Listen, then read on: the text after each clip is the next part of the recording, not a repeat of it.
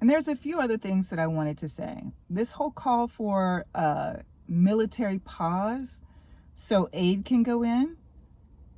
So we're going to pause on the bombing, on the killing, on the carnage to allow food trucks, water, electricity, fuel for electricity, all the life-sustaining needs to be provided to the Palestinian people. And we're going to give them that. And then what? 5 days later, 10 days later, resume bombing? How does that make that make sense to me? Make that make sense to me. So you're going to get me healthy just to kill me? That makes no sense to me. We need a full out ceasefire. This is not going to resolve a problem issue for anybody. Hostages are going to die. Eventually, if they haven't already, Israel is going to bomb their own hostages. I'm sorry to the families out there. I feel for you.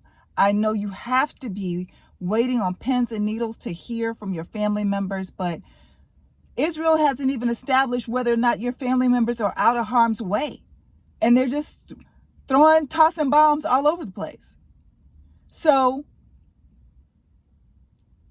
God forbid, but it would appear to me that either they've switched to considering the hostages collateral damage as well, and they're just going to do whatever the hell they want to, or they have something planned or they have some knowledge that they're not expressing to us that we don't know, that's not been made public. But I fear for your family members. The way that Israel has been bombing that entire area and killing, obliterating hundreds and thousands of people, Palestinian people, I fear for your family members as well. So if there needs to just be a total ceasefire. You're jeopardizing the hostages. Israel, you're also recruiting for Hamas or whatever Hamas is going to be called in the future. Any of these children that survive, any of these young people that survive, what do you think they're going to want to do when you've taken their entire families away from them? I saw a video of a man who's lost 40 plus family members because family members are basically hunkering down together in apartments together because they're like, if we're going to die, we want to die together. 40 plus family members in one swoop. The youngest, I believe, was 3 years old. So I'm not believing that this is just about the hostages anymore.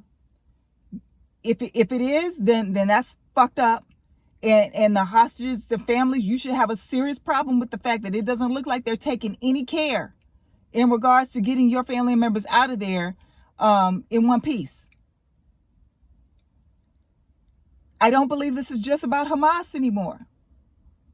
I'm not understanding why Israel, if we work with Israel, if they're our allies, if Israel comes over here and trains our police officers, which if y'all weren't aware of that, you need to check it. Check out Cop City in Atlanta.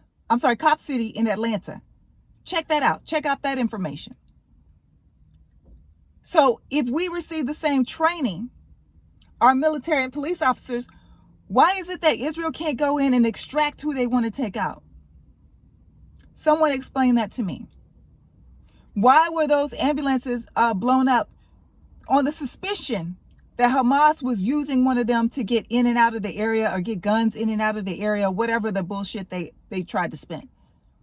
Why couldn't they go in and check out that specific ambulance and then take that one out? Take Hamas out if they're in it. If that was the objective. No. They couldn't do that.